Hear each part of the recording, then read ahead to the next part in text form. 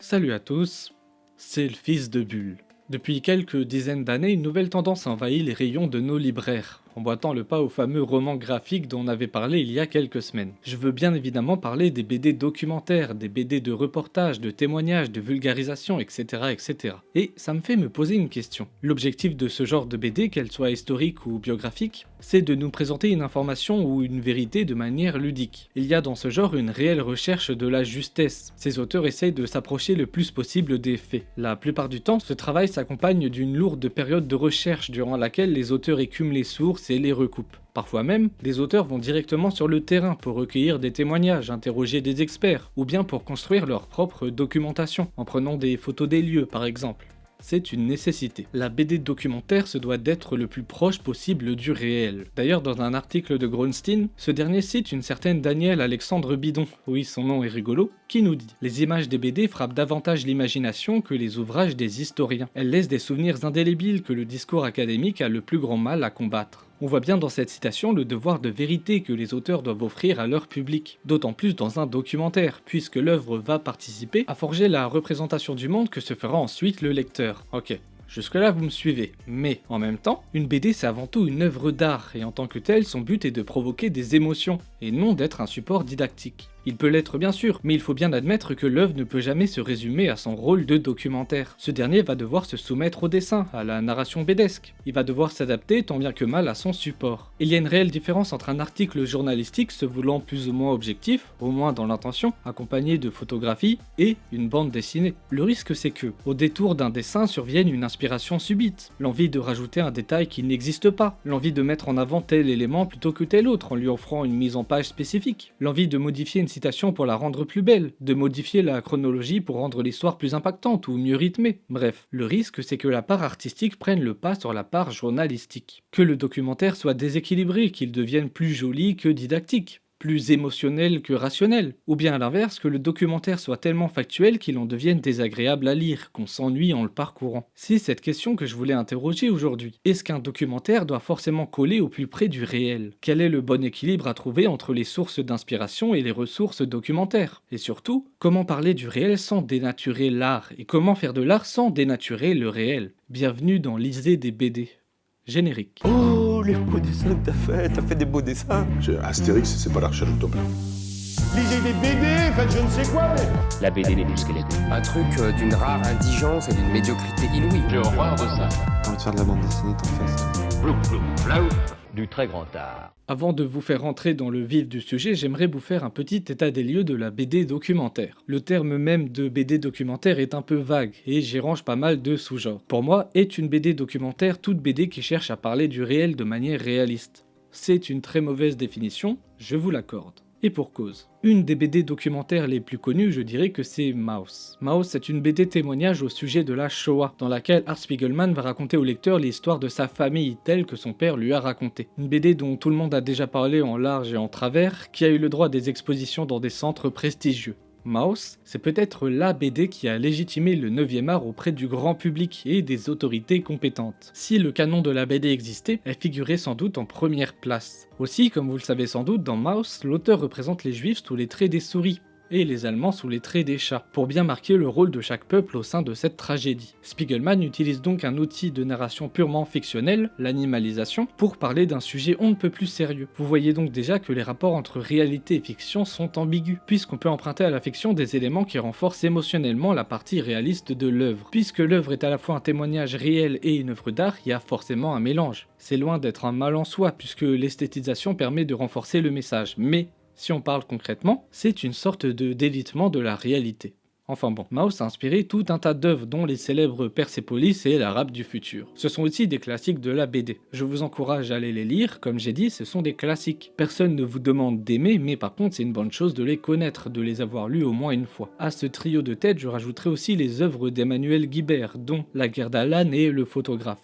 Je vous en dis quelques mots rapidement. Dans Le photographe, Emmanuel s'associe avec Didier Lefebvre, un photographe de terrain qui va prendre des clichés dans des zones en guerre. Dans l'album, Didier raconte les dessous de son reportage, ce qu'il a vécu photo à l'appui. Et dès qu'il veut ajouter quelque chose, une anecdote, un moment important ou quoi que ce soit, sans qu'il ait pu le prendre en photo, c'est l'auteur de BD qui va prendre le relais. dessinant ce qui n'a pas pu être photographié. On a donc ici un mélange de dessin et de photos, et un rapport intéressant entre l'illustration et les preuves disons apportées par les photos. Je vous conseille de jeter un coup d'œil sur ça. Dans la guerre d'Alan, c'est un peu différent. Alan, c'était un soldat qui a fait la Seconde Guerre mondiale. Guibert le rencontre un jour au hasard sur une plage, discute avec lui d'inconnu à inconnu, et au fur et à mesure ils deviennent amis. Alan se met à lui raconter ses souvenirs et Guibert lui propose d'en faire une bande dessinée. Ici on a donc l'interprétation par l'auteur de BD du récit d'une autre personne qui essaie de rassembler ses propres souvenirs. C'est un travail totalement différent. Je vous les cite sans plus développer que ça, je vous laisserai aller les lire par vous-même. D'ailleurs tous les liens d'affiliation pour les commander sont en description. Bref, vous voyez que la BD documentaire c'est un vaste sujet. Et encore ça c'était que quelques exemples de BD de témoignages / autobiographiques. Parce que des BD de biographie de personnages historiques, il y en a plein. De Kiki de Montparnasse à Joséphine Baker. Sans compter les BD de vulgarisation, Tu mourras moins bête dans la combi de Thomas Pesquet, Le Monde sans fin qui a tant fait parler de lui il y a quelques années. Et puis les BD de reportage comme celle de Davodo ou bien Les algues vertes. Il y a du bon et du moins bon, à boire et à manger.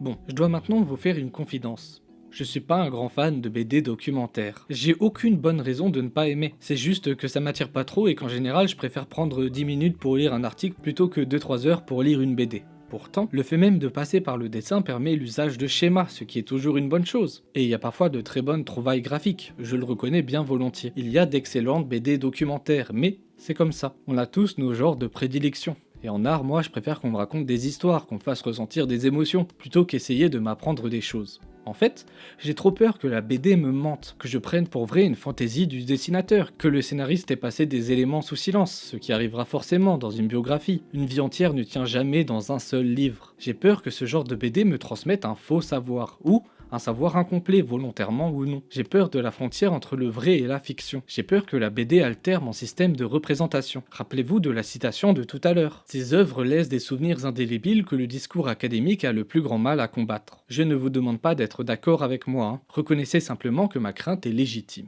Dans cette vidéo, j'aimerais vous proposer 2 BD documentaires qui interrogent justement ce rapport entre le concret et l'apport plus intime de l'artiste. 2 BD très différentes dans leur approche, mais qui parlent de cette frontière assez floue entre œuvre d'art et production documentaire. J'ai choisi une biographie et un reportage. Mais avant, j'aimerais que l'on approfondisse cette relation ambiguë entre l'art et la prétention à la vérité. Et puisque je serais bien incapable de produire un discours pertinent à moi tout seul, nous allons nous pencher sur un texte de Baudelaire.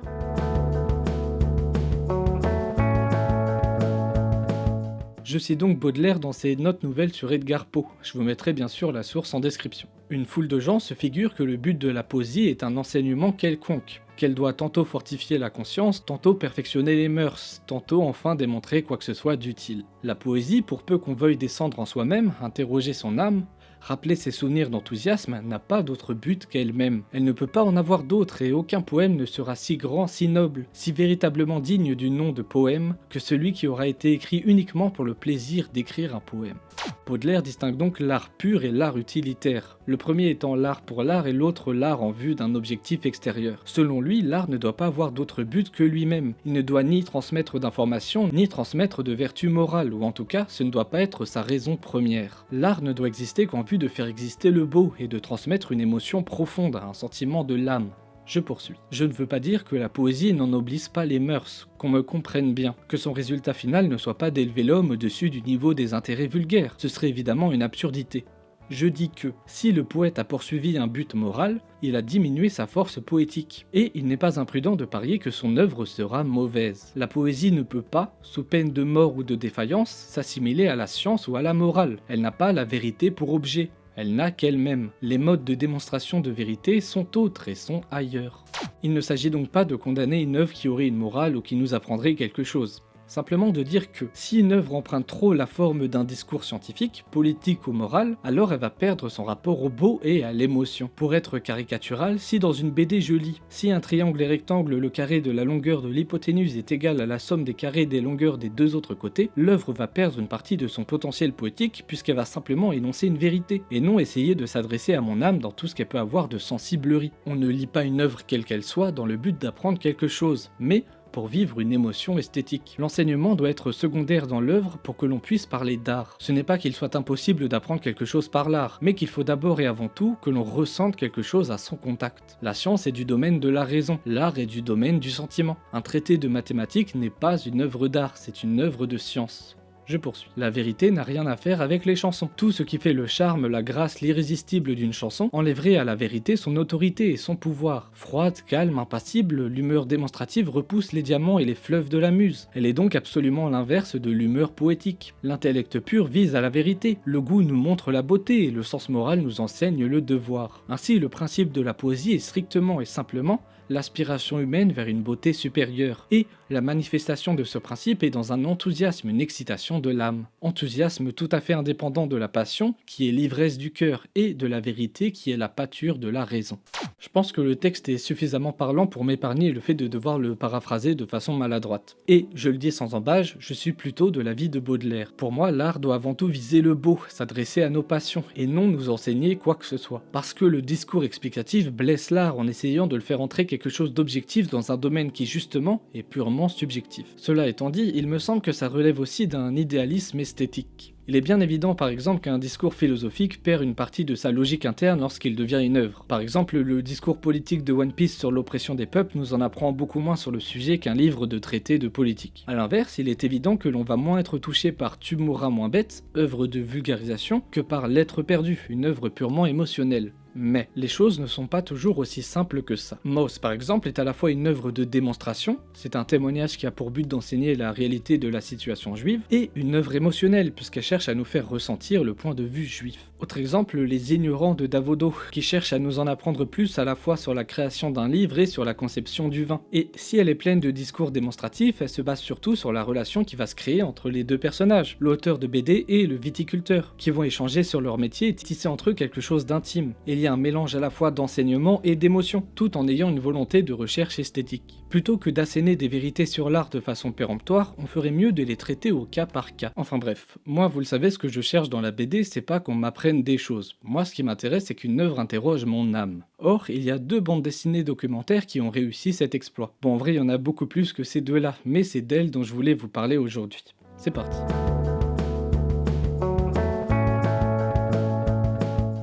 Pour la première, je vous en ai déjà parlé à la fois dans mon top de l'année et sur la chaîne On a marché sur la bulle, donc je vais pas revenir dessus en détail. Enfin un peu quand même. Pour faire simple, c'est un non-documentaire qui nous présente la souffrance causée par le travail précaire, à travers une dizaine de faux métiers inventés pour l'occasion comme éducateur d'enfants drôles ou caresseur de salade. C'est donc une réflexion à la fois sur le travail, sur l'exploitation des populations fragiles, et une réflexion sur le principe même du documentaire. Parce qu'évidemment, tout ici est faux, et en même temps, tout est parfaitement juste. Alors oui, personne ne caresse de salade, mais la BD ne raconte pas que des bêtises. Pour la cueillette des fraises en Espagne, on importe des mères isolées qui vont venir travailler quelques mois pour une misère, avant de retourner chez elles pour s'occuper de leurs enfants restés au pays. Et c'est justement ce qui caractérise le personnage principal dans la BD. C'est juste qu'au lieu de cueillir des fraises, il caresse des salades. De même, personne n'éduque des enfants aussi bizarres que dans la BD, avec notamment ce gamin qu'on doit tenir en laisse en permanence. Mais comme dans la BD, il arrive qu'on confisque le passeport des travailleurs étrangers pour en faire de parfaits esclaves, n'ayant plus d'identité ni de possibilité de repartir. Dans Creuser voguer, la fiction et la réalité s'entremêlent, tout comme l'absurde et la vérité. L'autrice aurait pu évidemment nous proposer une bande dessinée plus réaliste. En 2019, elle devait travailler sur le sujet des mineurs immigrés non accompagnés, pour un projet de revue en étant plus ou moins sur le terrain. Une expérience bouleversante. Et comme elle le raconte dans l'avant-propos de Creuser voguer, toute l'équipe se félicitait de participer à cette nouvelle vague de la bande dessinée capable d'éduquer le public grâce au réel. Je cite. « De mon côté, je n'arrivais pas à me débarrasser d'une gêne profonde.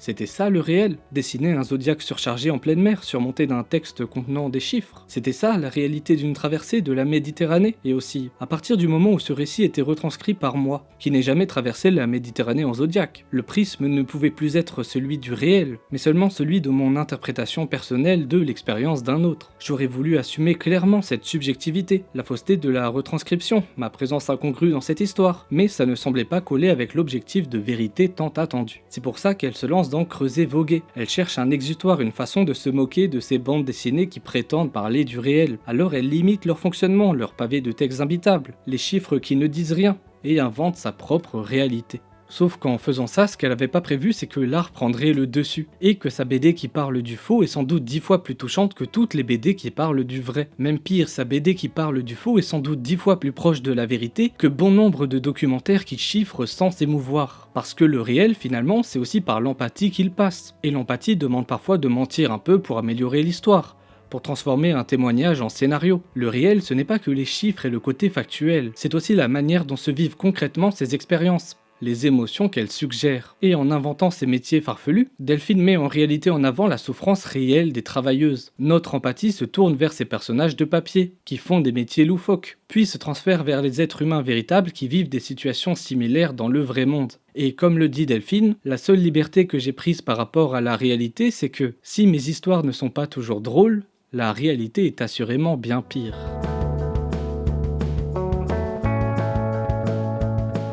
Creuser Voguer, c'était une œuvre écrite en réaction à la prétention des documentaires à décrire le réel dans son intégralité, de façon objective et sourcée. Pour Sibylla, c'est autre chose. L'auteur Max Bettinger a été contacté par une association pour mettre en lumière une poétesse du Moyen-Âge oubliée, Sibylla Schwartz. On est donc ici dans le domaine de la biographie. Le problème, c'est qu'il n'existe que très peu de sources sur sa vie, étant donné qu'elle est morte dans l'indifférence générale à l'âge vénérable de 17 ans. Bettinger doit donc se débrouiller pour raconter quasiment rien. Il pourra s'aider de quelques documents épars ainsi que des poèmes de la jeune fille. Sibylla est donc une non-biographie, tout comme Creuser Voguer était un non-documentaire. Sibylla, c'est une biographie fantasmée, inventée par Bettinger. L'auteur nous prévient dès la première page, je cite, « Dessiner un trait dans un paysage et prétendre qu'il s'agirait de Sibylla Schwartz, la grande poétesse baroque. Prétendre que. Il s'agit bel et bien ici de faire semblant que ce dessin soit réellement représentatif de ce à quoi ressemblait Sibylla, et faire semblant que l'ensemble de la bande dessinée soit représentative de ce à quoi pouvait bien ressembler sa vie. Ce roman graphique sera une fable, une biographie imaginaire. » Les quelques pages que je vous montre là sont les pages les plus factuelles. C'est très court. On nous dit qu'elle est morte à 17 ans pendant la guerre de 30 ans, qu'elle a laissé des poèmes que des gens ont redécouverts plus tard et qu'ils ont trouvé bien, et c'est tout. C'est tout ce qu'il y a à dire. On n'en sait pas plus. Et pourtant, l'association de Sibylla l'informe que telle citation n'est pas d'elle et que cette maison qu'il a dessinée pour illustrer, ça correspond pas aux maisons de l'époque. Que Sibylla ne ressemblait sans doute pas à ça, que les paysages sont faux. Cette biographie, c'est un piège. L'auteur doit parler d'un personnage dont on ne sait rien, mais il n'a pas le droit de trop inventer, parce qu'étant donné que c'est une biographie, il ne peut pas se permettre de mentir ou de se tromper. Ouais, vous l'avez compris, Sibylla est une œuvre très ambiguë, qui cherche à dire le vrai tout en sachant pertinemment que c'est impossible. Max Bettinger prend donc le parti pris d'informer son lecteur qu'il va devoir jouer le jeu, qu'il va devoir faire semblant que tout ceci est vrai, parce qu'on n'a pas le choix. Si on fait pas semblant, y a pas d'histoire. Et je trouve ce parti pris très juste et très touchant. Il y a comme un aveu de faiblesse de la part de l'auteur. Il ne peut pas réaliser le travail demandé sans tricher, sans faire de suppositions sur la vie de l'autrice, sans trouvailles graphiques. Sinon, il n'aurait qu'une page blanche. Ainsi, il va s'inspirer des poèmes de Sibylla. Celui-ci, par exemple, qui parle de la condition de femme de l'autrice. Qui voudrait supporter tant de misère sans en tirer jamais salaire, nous dit-elle à propos des tâches domestiques. Bettinger imagine donc que Sibylla doive s'acquitter des tâches de son rôle, faire la bouffe pour son père, faire la vaisselle et tout ça, tout en nous montrant que c'est loin d'être ce à quoi elle aspire. C'est plutôt logique. Si elle se plaint de son rôle de femme dans ses poèmes, c'est bien qu'elle a vécu la discrimination durant ses 17 années d'existence. On peut donc supposer sans trop se fourvoyer que Sibylla faisait les tâches domestiques pour son père. La façon exacte dont elle les faisait, on ne le saura jamais. Je suis prêt à parier qu'elle ne laissait pas vraiment les animaux lécher les assiettes. Ça, c'est une licence graphique, voire une licence poétique. Mais elle les faisait les tâches domestiques, ça c'est sûr. Et ainsi, Bettinger va essayer de trouver la raison qui aurait pu pousser Sibylla à écrire tel poème ou tel autre. Il va partir de la source bien factuelle, les poèmes, pour imaginer à travers la fiction quelle aurait été la source de la source. On part donc de l'art de la jeune fille pour essayer de dévoiler le réel à travers l'art cette fois de l'auteur de la biographie. L'auteur construit donc une fable sur une maigre base. Et chose amusante, à la fin du roman graphique, l'association le recontacte pour lui annoncer qu'ils ont fait de nouvelles découvertes. Il lui explique que les murs de la maison de Sibylla ont été faits en bois et en argile et que le toit était en chaume, ce qui n'est, vous en conviendrez, pas une découverte spectaculaire et qui ne fait pas beaucoup avancer les choses. Et pour camoufler la pauvreté biographique, Bettinger fait aussi preuve d'une virtuosité bédesque impressionnante. Puisqu'il n'a rien à dire, il comble les trous avec des compositions qui suggèrent des émotions, qui suggèrent des non-dits, ou bien des compositions qui illustrent, qui accompagnent ou qui subliment les poèmes de Sibylla. C'est ce qui fait de Sibylla un documentaire qui ne nous apprend presque rien. Et pourtant, qui nous apporte beaucoup d'un point de vue esthétique. Et puis au fond, son objectif est atteint, puisqu'à travers cette BD, on sait tout ce qu'il y a à savoir sur cette autrice. Et surtout, on sait qu'elle a existé. La beauté de l'œuvre ne peut que nous donner envie d'en apprendre plus en allant dévorer ses poésies. Cette connivence avec le lecteur à propos du faire semblant est essentielle. Elle est selon moi ce qui manque à beaucoup de biographies. Énormément de biographies prétendent être exhaustives, ou plutôt font semblant de l'être, et passent sous silence les moments ambigus. Les moments où on ne sait pas, où on perd la trace de l'individu. Les moments où on ne sait pas ce qu'il pense, où on ne sait pas comment il a vécu tel ou tel événement. Une biographie, c'est toujours un récit d'invention. Il y a une façon de raconter, une sélection dans les moments conservés, une reconstitution a posteriori des événements, tournée vers une finalité nouvelle. Le fait que Bettinger n'ait pas à chercher à m'entourlouper, à cacher la poussière sous le tapis, à prétendre savoir plus qu'il n'en savait réellement, le fait qu'il partage avec nous ses difficultés à concevoir l'œuvre, ça m'a touché. Ça m'a réellement touché. Il y a à la fois une humilité de sa part et un respect envers son lectorat. Bettinger ne m'a pas menti. Il ne m'a pas résumé une page Wikipédia en rajoutant des beaux dessins pour faire joli. En fait, tout le monde invente et enjolive pour les besoins de l'art. Mais lui l'assume. Et moi, j'apprécie le geste. Voilà pour notre petit tour d'horizon des BD documentaires. Je compte sur vous pour partager en commentaire les œuvres de ce type qui, selon vous, ont un mélange parfait entre l'émotion transmise et le savoir partagé. Je n'en ai cité que 2, mais il y en a bien évidemment des dizaines d'autres. Il faut que l'espace commentaire soit un véritable espace de partage entre vous, histoire de pouvoir approfondir ce que je raconte en vidéo et faire surgir d'autres pépites que j'aurais oubliées. Merci pour votre écoute, on se revoit très vite, et surtout, n'oubliez pas, lisez de bonnes BD.